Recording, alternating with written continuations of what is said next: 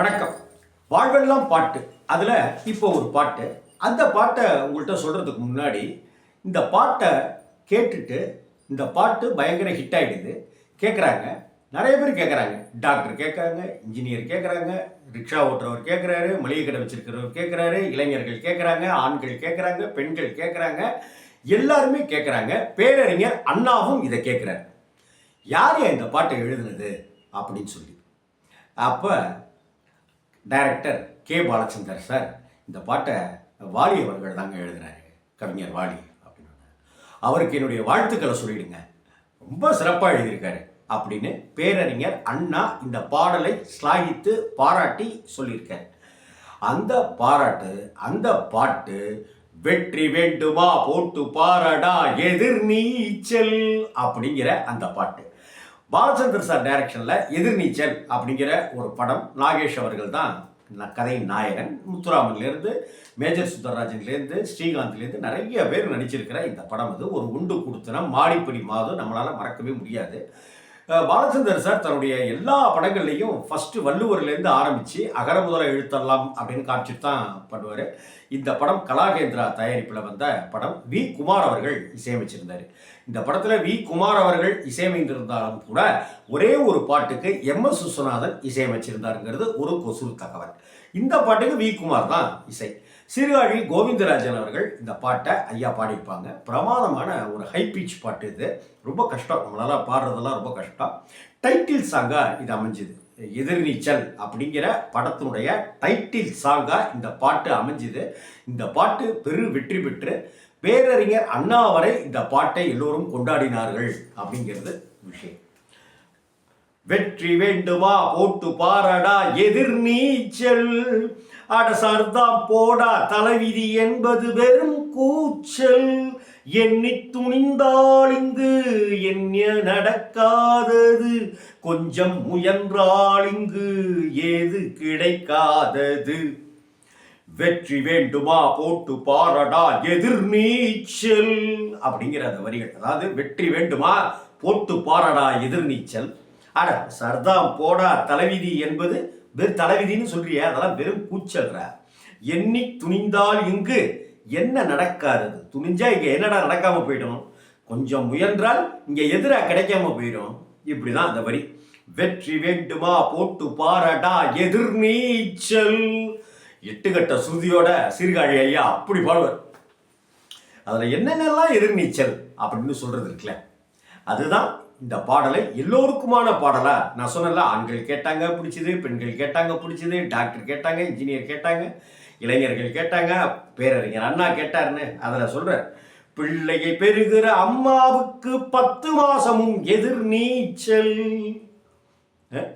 பிறக்கிற குழந்தை நடக்கிற வரையில் தரையில போடுவது எதிர்நீச்சல். அந்த குழந்தை தவழுதா, கையை காலை உதைக்குதா, பிள்ளையை பெறுகிற அம்மாவுக்கு 10 மாசமும் எதிர்நீச்சல், பிறக்கிற குழந்தை நடக்கிற வரையில் தரையில் போடுவது எதிர்நீச்சல், பள்ளிக்கு பள்ளி இடத்துக்கு அலையும் அப்பனுக்கு அதுதான் எதிர்நீச்சல். இன்னைக்கு விஷயம் என்னென்னலாம் நடந்திருக்கு பாருங்க. அன்னைக்கே பாலச்சந்தர் சர்க்கார் சொல்றாரு, வாலி அவர்கள் எழுதிட்டார். இன்னைக்கு ஸ்கூல் அட்மிஷனுக்கு நைட்டெல்லாம் போய் சாப்பாடு ஃபில்டர் இதில் ஃப்ளாஸ்கில் டீலாம் வச்சுக்கிட்டு க்யூவில் நிற்கிறாங்க பெற்றவங்க இல்லையா.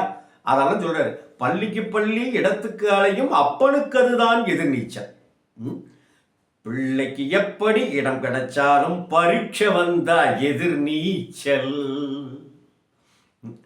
பிள்ளைய 10 மாசம் பெற்றுக்கிறாங்களே, அதுக்கு காத்திருக்கிறது அது ஒரு எதிர்நீச்சல். குழந்தை பிறக்குது, குழந்தை பிறந்து நடக்கிறதுக்கு முன்னாடி வரைக்கும் தரையில் தவழுது, அது ஒரு எதிர்நீச்சல். பள்ளிக்கு பள்ளி எந்த பள்ளி கிடைக்கும் அப்படின்னு சொல்லிட்டு அலையிறானே அப்பன், அவனுக்கு அது எதிர்நீச்சல். அந்த பையன் படிச்சுட்ட பிற்பாடு இருக்குத, பரீட்சை வருது, அது எதிர்நீச்சல். எப்படி? வெற்றி வேண்டுமா போட்டு பாரடா எதிர்நீச்சல். அடுத்தாப்புல வர, கடற்கரையோரம் நடக்கிறது காதல் கல்யாணம், கடற்கரையோரம் நடக்கிற காதல் கல்யாணம் முடிப்பது எதிர்நீச்சல். கடற்கரையோரம் நடக்கிற காதல், பீச்சில் லவ் பண்ணுறாங்கல்ல, அங்கே இங்கிட்ட லவ் பண்ணுறாங்கல்ல, பொதுவாக லவ் பண்ணுறாங்கல்ல, அவங்கள சொல்கிறார்.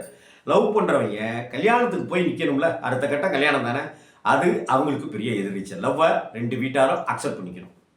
கடற்கரையோரம் நடக்கிற காதல் கல்யாணம் முடிப்பது எதிர் நீச்சல். அடுத்த வரி. அப்போல்லாம் ரெண்டுக்கு மேல் பெற்றுக்கொள்ள வேண்டாம்ன்ற குடும்ப கட்டுப்பாடு ரொம்ப இருந்த காலம். கணக்குக்கு மேலே பிள்ளையை பெற்று காலம் கழிப்பதும் எதிர்நீச்சல். 2 குழந்தைக்கு மேலே பெற்றுக்கிறதுங்கிறது எதிர்நீச்சல். கண்மூடி, அதான் மேட்ரு. கண்மூடி வழக்கம் மண்மூடி போக கருத்தை சொல்லுவது எதிர்நீச்சல். கண்மூடித்தனமான வழக்கம் இருக்குல்ல, மூடத்தனமான வழக்கங்கள்லாம் இருக்குல்ல, அதை மண்மூடி போக அப்படியான போகிற ஒரு சூழ்நிலையில அந்த நல்ல கருத்துக்களை எல்லாம் சொல்லி மூட நம்பிக்கைலாம் வேணான்னு சொல்ற அந்த கருத்தை சொல்றதே இங்க எதிர்நீச்சலா இருக்கு. மக்கள்கிட்ட சொல்றது அவ்வளவு போராட வேண்டி இருக்கு. வீட்டுக்கு வீடு ஓட்டுக்கள் வாங்கி பதவிக்கு வருவது எதிர்நீச்சல். எதிர்நீச்சல். வெற்றி வேண்டுமா போட்டு பாரடா எதிர்நீச்சல் அப்படின்னு. அடுத்தவர், ஒரு பிடி சோற்றுக்கு ஒரு ஜான் வயிறு போராடுவதும் எதிர்நீச்சல். ஒரு பிடி சோற்றுக்கு ஒரு ஜான் வயிறு போராடுவதும் எதிர்நீச்சல். ஒரு பிடி மண்ணுக்கு உரிமை கொண்டு போர்க்களம் போவதும் எதிர்நீச்சல். 8 அடி மண்ணில் சிக்கிவிடாமல் தப்ப நினைப்பது எதிர்நீச்சல். கூட்டி கழித்து போட்டு பார்க்கையில் கடைசி வரையில் எதிர்நீச்சல் தான் வாழ்க்கை. எதிர்நீச்சல் தான் வாழ்க்கை.